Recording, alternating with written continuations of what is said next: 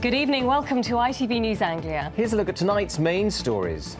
Standing together and back in action, the youth team that walked off the pitch after a teenager was racially abused during a game.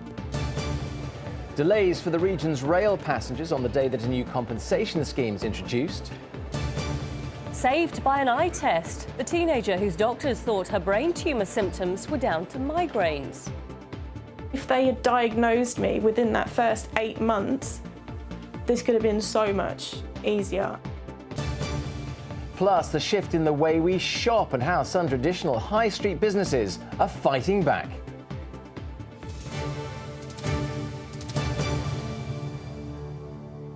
Hello from Jonathan and from me. Welcome to the programme. First tonight, the youth football team that's pledging to stand united and play on despite walking off the pitch in protest when one of them was subjected to racial abuse. The Ipswich Wanderers under-18s player heard racist chants directed at him from the crowd during a game against Framlingham Town last week.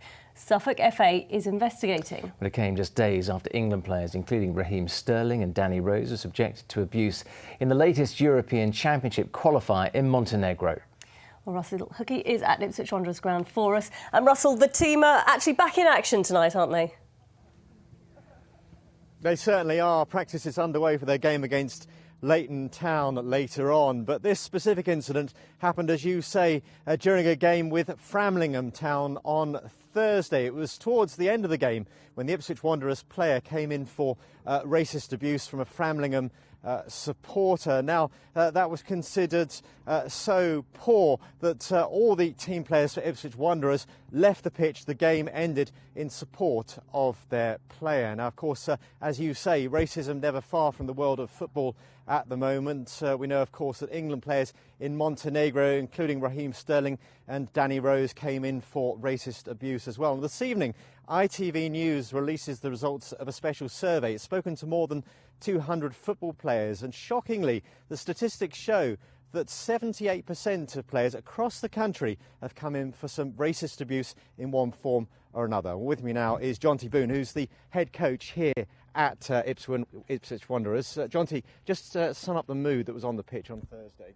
It was a mixture of frustration, anger, upset. They were, they rallied round the lad in question, but it was a difficult evening. But yeah, I would say the majority of them were really upset.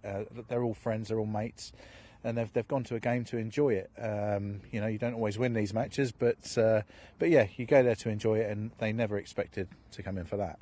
And this under 18-year-old player was so upset by what he'd heard that he contemplated giving up football altogether. Yeah, he did. Obviously, everything was a bit raw at the time. We asked him to go around, away and think about it for a couple of days, and I'm pleased to say that he's done that, and he has changed his mind, and he'll be here tonight playing. He's a massive player for our team, so we're delighted that he's decided to stay on. Well, that's very good news. Jonty, thank you very much. Well, over here, as I say, the players are having their practice, and we've got Callum Johnson, who is captain of the team. Callum, just tell me what message you were sending out when you all left the pitch on Thursday. When we left the pitch, it was to send out a message saying that racism doesn't belong anywhere, not only in football, just anywhere in the whole world.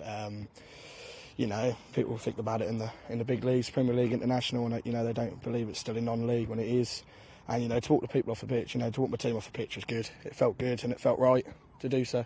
Oh, good stuff. I'll let you get back to your practice. We're going to try and grab one of your colleagues, Ethan over here, Ethan Boone. No coincidence that his surname's the same as Jonty's. He's his son. Yeah. What effect has this all had on the team? Well, when we come in to try and get 3 points, and obviously when you get like a racial chance thrown at like some of your players, it just knocks everyone's confidence and everyone's morale. So everyone just heads drop and stuff like that. So. Well, let's hope onwards and upwards in the game against Leighton Town this evening. I should say that we do have a statement from Framlingham Town Football Club. They say they don't condone any racism of any kind. They're mortified at the allegations that have been made against a section of their supporters. The response by their coaching staff, though, they say, was praised by match officials, and they're supporting the Suffolk FA in its investigation. Well, the FA says that investigation will take several weeks. They say they're taking these allegations very seriously. Let me just end on a bit of good news, though, because Ipswich Town Football Club have been in touch with the Ipswich Wanderers this evening. It's their next Kick It Out game against Birmingham next Saturday. They've invited all the players here to meet their players and see that game. Wonderful that they all stood together. Russell, thank you ever so much. Indeed, Russell, thank you very much for that. Right, so let's move on to more of your day's news now. And a memorial service to mark the 10th anniversary of a North Sea helicopter crash in which a Norwich man died has taken place in Scotland. Nolan Goebel from Norwich was among 16 men killed when their Bond Super Puma came down off the coast of Aberdeen in April of 2009 while returning from an offshore rig.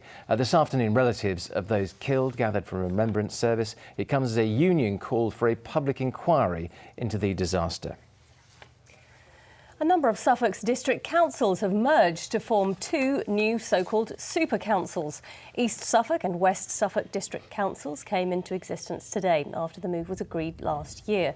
They replace four councils: Waveney, Suffolk Coastal, St Edmundsbury and Forest Heath. The first elections will take place next month.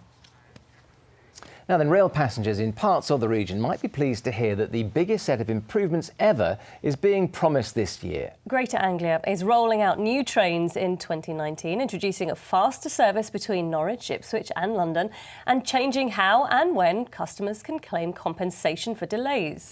Well, Kate Prout is at Norwich Station for us this evening. And Kate, for some passengers, well, it was a great day for the compensation to kick in, wasn't it? Well, you might have thought it was an April Fool's, except it wasn't that funny. Delays, disruption, cancellations and bus replacement services, all because of a fire at the side of a railway track outside London. Now, the more savvy passenger knows all about these. This is the compensation form you fill in if your train is half an hour late. Well, you might be like me and you can't really be bothered with all that faff, but that will probably change today, because instead of half an hour late, it's now if your train is 15 minutes late. The 10:30 from Norwich to London Liverpool Street pulls in on time at Ipswich Station this morning, much to passengers' relief. The Monday morning commute was beset by hold-ups today on both the Lowestoft and London lines. But as of today, any delay between 15 and 29 minutes means you're entitled to compensation worth 25% of the single fare. There needs to also be emphasis on making sure trains do arrive on time. Yes, obviously, but to be fair, a lot of the time it's rail track, which is actually owned by the government, not by franchisees. Sometimes it's a train fault, sometimes unfortunately it's a member of the public who comes in contact with the train. So there are lots of reasons that it doesn't happen, because I live in Harwich in Essex and we connect at Manningtree, and it's a knock-on effect when the engineering work don't finish on time. But that's to be over soon, hopefully. The Delay Repay scheme, known as DR15, is being rolled out across all rail franchises by the Department for Transport. The investment we're seeing on our railways over the next 5 years will be £48 billion. That is more than any other government in British history. It's also why we're seeing such a huge focus upon bringing in new rolling stock. So this isn't just, the only change here for Greater Anglia isn't just the Delay Repay 15 today. Next month we'll see the start of the fast services from Norwich and Ipswich to London and vice versa. A step in the right direction for rail passengers, and some small compensation for what must feel like endless and inevitable delays and disruption. Kate Prout, ITV News. Now, a teenager from Chelmsford who's undergone brain surgery twice in 3 months is warning that symptoms should not be ignored. Becky Hiley had suffered severe headaches for months before a swelling at the backs of her eyes was spotted during an eye test. Hannah Pettifer has the story. At just 19 years old, Becky Hiley should have been at university studying English literature. Instead, her studies were put on hold after just 3 weeks of starting university. For 8 months, Becky, who lives in Chelmsford, had suffered from severe headaches and vomiting. 15 separate doctors put it down to migraines. I came back to Chelmsford and I had an appointment with Specsavers in Chelmsford, and obviously they do all the pre-health checks. And one of these includes taking photos of the back of your eyes. And they did this, and my optician took one look at the photos and straight away said, obviously, your optic nerves are incredibly swollen. So she sent me up to Broomfield, up to their A&E. I got sent to the neurology department, and I got sent to the eye department as well, and doctors ordered a CT scan, and 10 minutes later they came in white as anything, as if they'd just seen a ghost, and they all sat down and they said, "We're so sorry." They said, "But we found a lesion on your left frontal lobe." This tumour, shown in white on the scan photo, is what was causing Becky so much pain. It was benign, but then within a few weeks of it being removed, another scan showed 10% of the tumour had regrown, and this time the cells looked like they could turn cancerous. Becky underwent her second craniotomy in 3 months to have it removed, and is now undergoing radiotherapy. Her case is rare, but charities warn symptoms should not be ignored. So headaches are a common symptom of a brain tumour, but brain tumours are still really rare. And it's when a headache is persistent, reoccurring, or presents with some of these other symptoms that perhaps people should seek advice. The important thing with brain tumours is to be symptom aware, and early diagnosis is key. I saw a lot of people, all of which put it down to migraines. They put it down to the contraceptive pill that I was taking at the time. They put it down to everything except the painfully obvious. I think at this point, looking back in retrospect, it all makes so much sense. And I really want to push for doctors to not think with that medical elitist thought, think with some common sense. If you have a patient coming into you and for 2 to 3 months is complaining that they have got these terrible headaches, maybe to be on the safe side, you should send them for a CT scan, because even if it comes back clear, you have just ruled out what could be the most life-changing thing possible. And if they had diagnosed me within that first 8 months, this could have been so much easier, and I wouldn't have been anywhere near as bad as I was at the time. The arrival of a new baby sister has been a welcome distraction for Becky following the turmoil of the last 6 months. She'll soon start a year's worth of chemotherapy treatment, after which she hopes to pick up where she left off and get back to her studies. Hannah Pettifer, ITV News, Chelmsford. Powerful story there. What a story. It's 12 minutes past 6. Plenty more still to come from us, including this. The Monday Sport and why it's all about the Magnificent Seven for Norwich. The People's Project is back, with your chance to help decide which good causes get up to £150,000 of National Lottery money. And stand by for some textbook April weather. The showers are coming, the temperatures are falling, and I'll have the full forecast.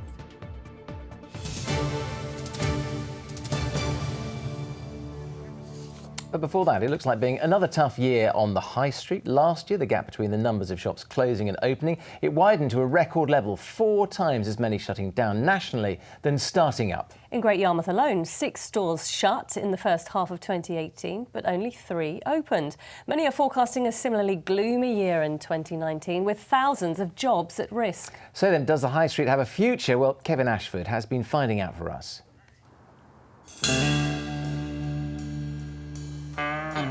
The High Street has seen some seismic changes in recent times. Familiar names have disappeared from it, as some of the country's biggest brands have gone bust. I need cheese because the kids are back at school, so they'll need packed lunches. And one of the reasons for the High Street upheaval is a shift in the way we shop. I used to do everything in store, whereas I do very little in store now. Why is that? Well, I've got 2 children who make shopping quite difficult because they want to put things in baskets, and it's quite stressful when they're running around a store and I'm trying to remember what we need for shopping. So I can spend 5 minutes online and do a weekly shop, and it's done and delivered to my door without any stress. According to the government's latest figures, online sales are booming. For example, the amount of internet shopping done in February was up almost 10% on the same time last year. And online currently makes up almost a fifth of all retail sales. One forecast reckons that could rise to 30% by the end of the next decade. In contrast, footfall, that's the number of potential shoppers visiting town centres, has fallen dramatically in the last 10 years. 576.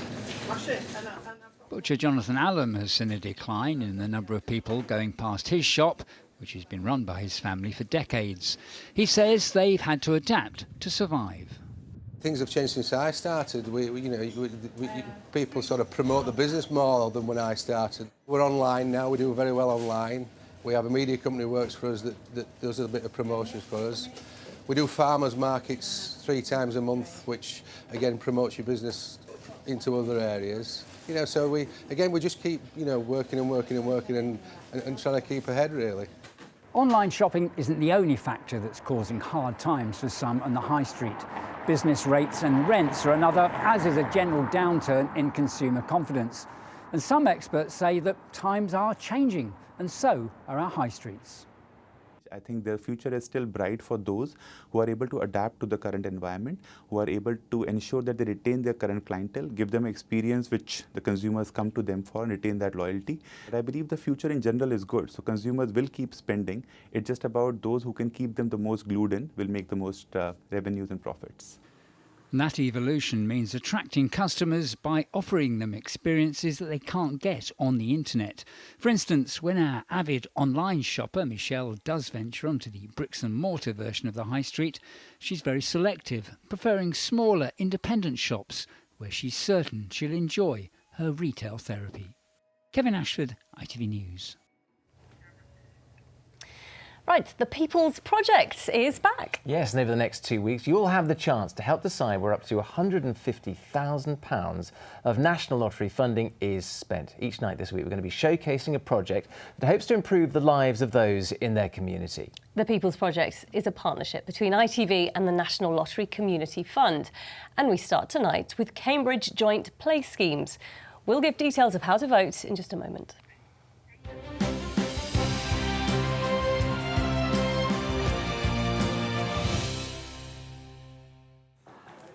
This is a happy place, smiles all around.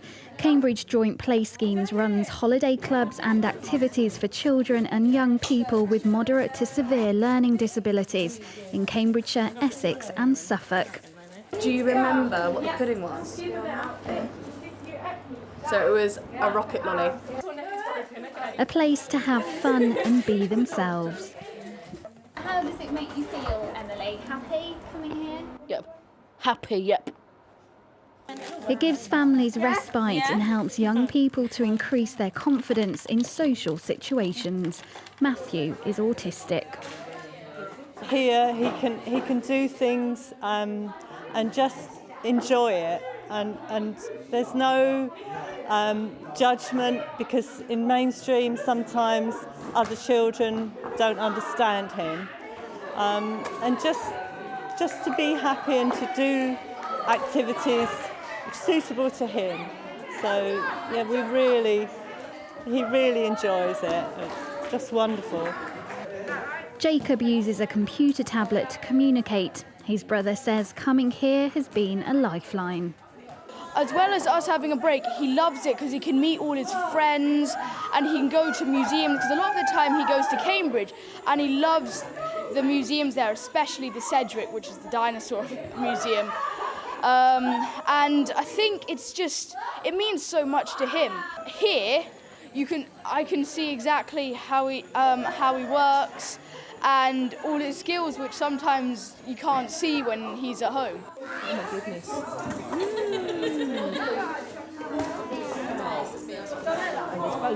Cambridge Joint Play Schemes needs funding to recruit more staff and offer more places to more families.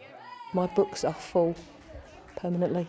I've got so many families that want places, and I can't always guarantee and offer them. They're in a social environment which many of them don't have access to, because where they live so far away from their schools, they're bussed into school, they're bussed home. They don't have the same opportunities to mix with their peers, their friends outside of school. So extra, the funding would ensure that we could provide more of those opportunities for these young people, and they're incredible young people, and it's getting them out there into the community, and for the community to see them, to get rid of the social stigmas around children with disabilities. They're asking you to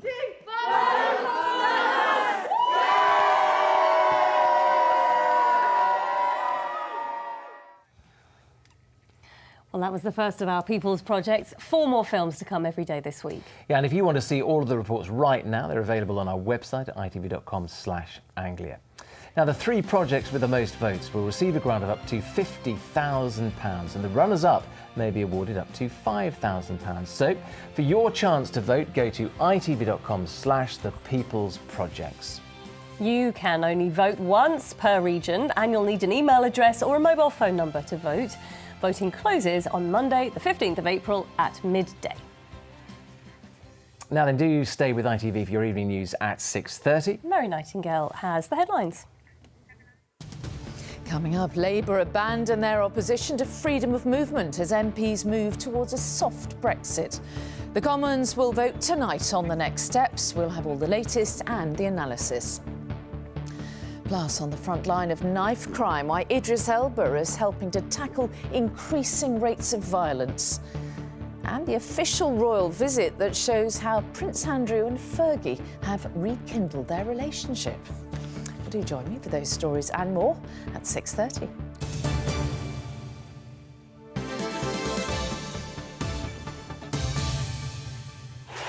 Now that's teamwork! ITV Anglia Sports Reports, sponsored by Ridgeons, Timber and Builders Merchants. Donny's here, lovely to see you, Donny. A bit of a numbers theme tonight in sport, isn't there? Yes, situation growing ever graver for Ipswich. It's almost looking mathematically impossible to stay in the Championship. It's a different story for Norwich at the top, though. They're in 7th heaven, as Anthony Ward reports.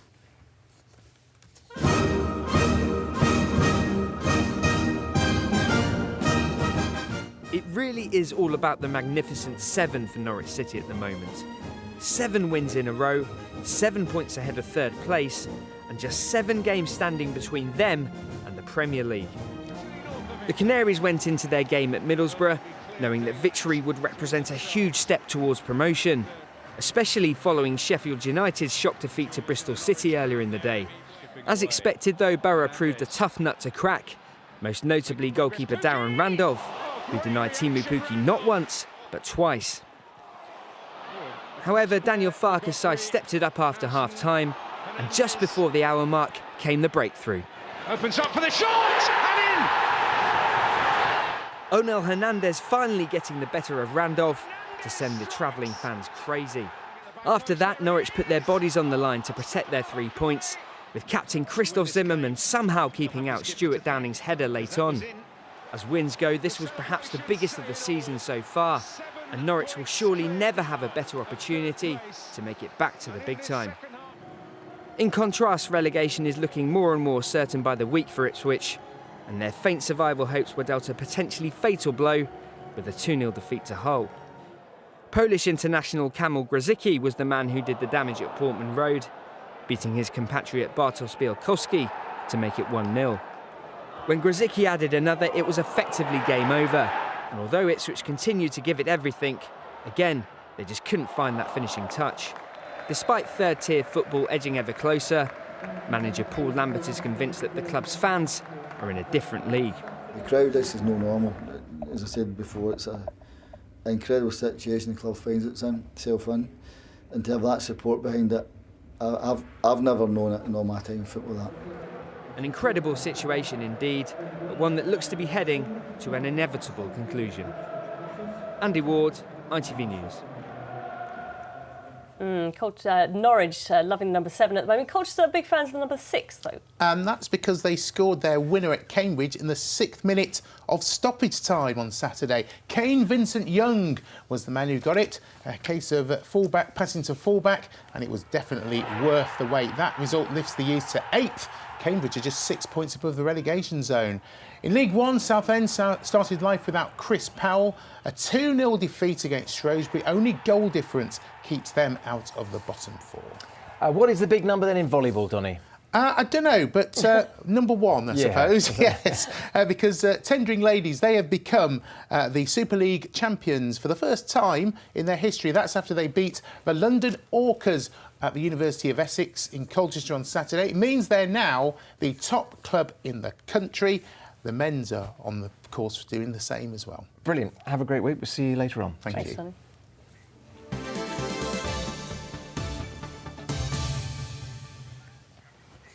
And finally from us this evening, an ex-jockey who has devoted his life to knowing the history of horse racing. He's up for a prestigious award for his behind-the-scenes tours right across Newmarket. Larry Bowden has been named as a finalist in the Visit England Tourism Superstar Awards. Matthew Hudson has been along to meet him. Larry, good morning. Time spent talking with an expert is rarely time wasted. And Larry Bowden is an expert, a former jockey who developed a passion for the history and heritage of the sport of kings.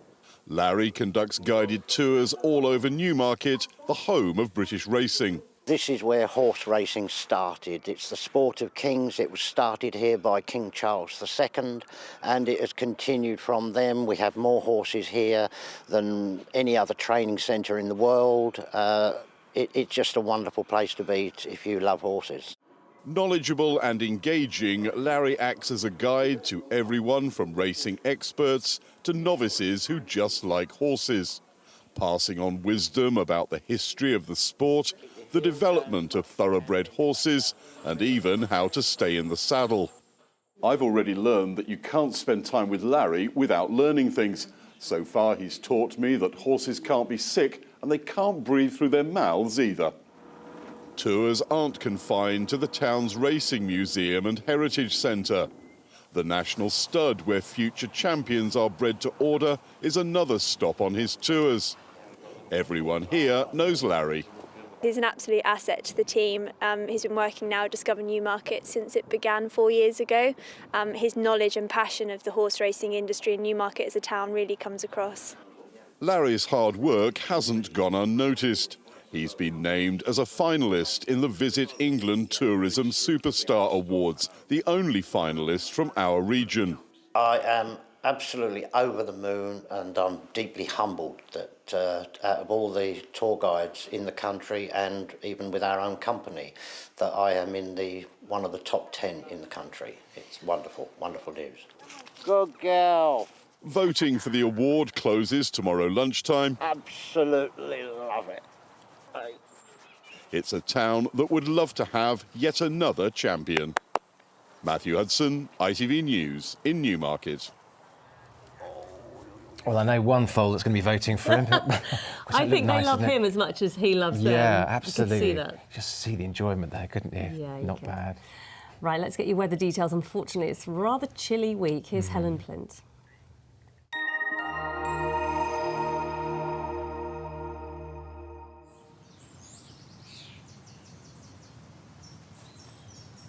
Greater Anglia, sponsor of ITV Anglia Weather. Hello again, a very good evening to you. Well, the weather certainly got the message. Right on cue, the April showers arrive this week. It's generally a much more unsettled story as well, especially in comparison to the dry and fine fare we've had over the last week. Temperatures from here on in also sharply taking a nosedive. So we lose the high pressure to the south and the east. You can see the frontal systems already start to pump their way through overnight tonight. That low pressure then always nearby, and in fact throwing in further showers, so continuing to dominate our story by the later stages of the week. Also note then the blues on the map. We lose the mild air, and in exchange we get this cooler air all the way from the Arctic. For the meantime out there, it's quite a chilly evening, but a beautifully clear one for a time. However, you can see some showers drifting south to north across eastern areas of the region. This just helps keep the temperatures up a little bit, so not quite as cold as last night. Still chilly to start tomorrow morning though, and where we've had the clearance to the south, a good chance of some mist and fog developing here too. That said, early risers may just about be treated to some brightness and sunshine tomorrow, but it'll be certainly short-lived. Very quickly, you can see that cloud rolls west to east, also bringing outbreaks of rain. The first wet weather we've had in quite some time, but with little wind around tomorrow, it really is going to be a sluggish, damp, soggy sort of story. Quite messy actually behind that system as well. So the showers which will follow likely to be heavy, thundery, and also come with some hail. Just about squeezing in some sunshine by the end of the day, but look at those temperatures. They really are suffering compared to where we have been.